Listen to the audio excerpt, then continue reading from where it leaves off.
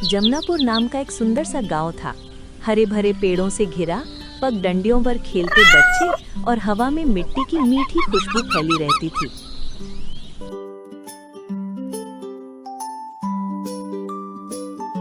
भोला उठ, आज दादाजी बड़ी कहानी सुनाने वाले हैं। पहले नाश्ता करवाओ, फिर कहानी।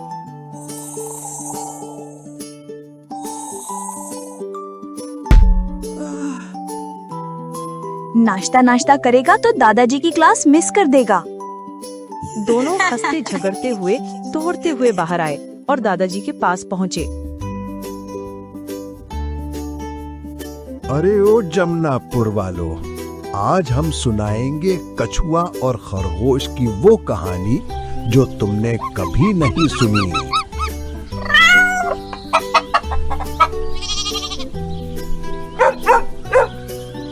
कहानी सुनेंगे, पर दादाजी असली रेस तो दिखाओ। हाँ, असली रेस।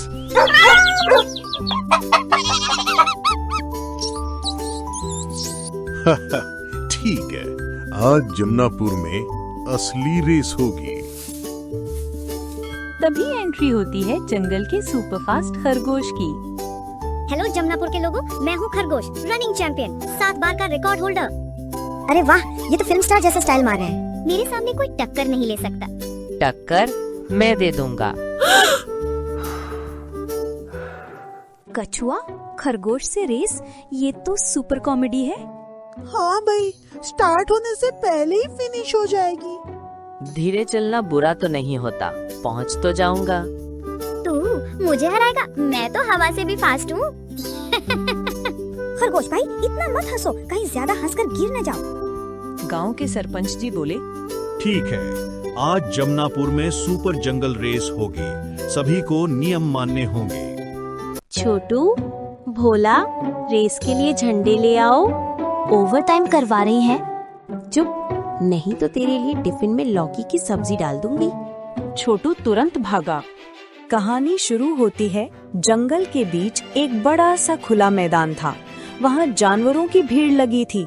बंदर, कुत्ता, तोता, गिलहरी, सब। क्यों? क्योंकि आज होने वाली थी जंगल की सबसे तेज दौड़। कछुआ बनाम खरगोश। जानवर भी तैयारी में जुट गए। शेर राजा रेफरी बनाया गया। हाथी बड़ा बाजा यानी कि ड्रम बजा रहा था। कुत्ता टोफू सुरक्षा में तैनात। लल्लू बंदर अनाउंसर बना। रेडी, सेट, गो। खरगोश बिजली की तरह दौड़ पड़ा। वो कुछ ही सेकंड में रेस में बहुत आगे निकल गया। ठीक उसी के विपरीत कछुआ अपने अंदाज में धीमी लेकिन स्थिर गति से आगे बढ़ने लगा। कछुआ अंकल, थोड़ी स्पीड बढ़ा लो। बेटा, स्टाइल में जान है, जल्दबाजी में नहीं। खरगोश आगे जाकर लल्लू बंदर के पास रुका। अरे लल्लू, एक सेल्फी ले ले, रेस तो मैं जीत ही जाऊंगा। ठीक है, विजेता सेल्फी।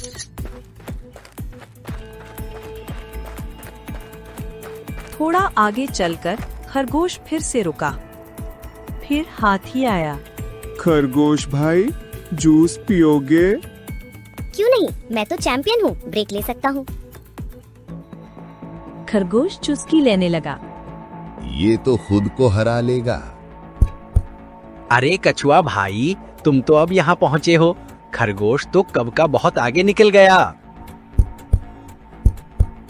कछुआ धीरे धीरे जंगल के रास्ते पर बढ़ रहा था। उसी दौरान रास्ते में उसे कई जानवर मिले जो आपस में बातें कर रहे थे। अरे, ये कछुआ अभी भी यहाँ है। खरगोश तो अब तक पता नहीं कहाँ पहुँच गया होगा। मेरी उड़ान से भी तेज दौड़ता है वो खरगोश। ये बेचारा कैसे जीतेगा? कछुआ तो अच्छा है, पर रेस ये तो नामुमकिन लगता है। कछुए ने सब सुना पर रुका नहीं, बस हल्की मुस्कान के साथ आगे बढ़ता रहा। लोग क्या कहते हैं, इससे फर्क नहीं पड़ता। मैं अपने रास्ते चलता रहूंगा। कछुआ अंकल, मत रुकना, आप कर लोगे। हाँ कछुआ अंकल, कोशिश करने वाले की हार नहीं होती। और फिर वो अपनी स्थिर चाल में आगे बढ़ता गया, बिना किसी के शब्दों से डरे। कछुआ धीरे धीरे चलता रहा। रास्ते में कुत्ता टोफू मिला। कछुआ जी रुक जाइए, मैं भी साथ चलता हूँ। नहीं, रेस है, रुकना नहीं चाहिए। वाह, ये हुई ना बात। इतना आगे निकलकर खरगोश थक गया और वहीं रुक गया। कछुआ अभी तो बहुत पीछे होगा, चलो थोड़ी नींद ले लेता हूँ। वो पेड़ की छांव में लेटा और गहरी नींद में सो गया। बस 5 मिनट, 5 मिनट से 10 मिनट हो गए और 10 मिनट से 1 घंटा। खरगोश उठो। लेकिन साबुन के बुलबुले जैसा खरगोश का सपना गहरी नींद। कछुआ बिना रुके आगे बढ़ता रहा और धीरे धीरे सोते हुए खरगोश को पीछे छोड़ दिया। कछुआ अंकल आ रहे हैं, फिनिश लाइन बस 2 कदम। मैंने तो कहा था धीरे चलो, पर चलो जरूर। और कछुआ सबसे पहले फिनिश लाइन पार कर गया।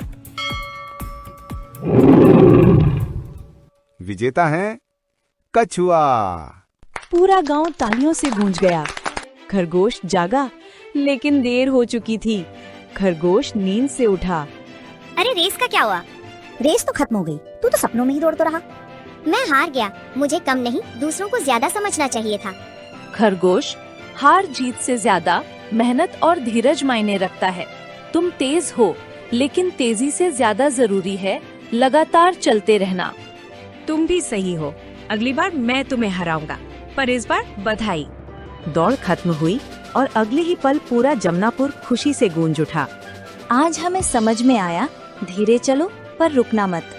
इसीलिए बच्चे, घमंड मत करो, मेहनत और स्थिरता हमेशा जिताती है। तेज होना अच्छी बात है, पर लगातार चलना और धैर्य रखना जीत दिलाता है। तो दोस्तों, आपको कैसी लगी ये कहानी? अगर आपको भी ये कहानी अच्छी लगी हो तो जल्दी से लाइक दबा दो। और हाँ, आपके दोस्त भी ये कहानी सुने, इसलिए शेयर करना मत भूलना। और ऐसी ही मजेदार कहानियाँ देखने के लिए हमारे चैनल दिल से बचपन को सब्सक्राइब कर लो। और हाँ, घंटी वाला बेल भी दबा देना, ताकि अगली कहानी सीधे आपके पास पहुँचे।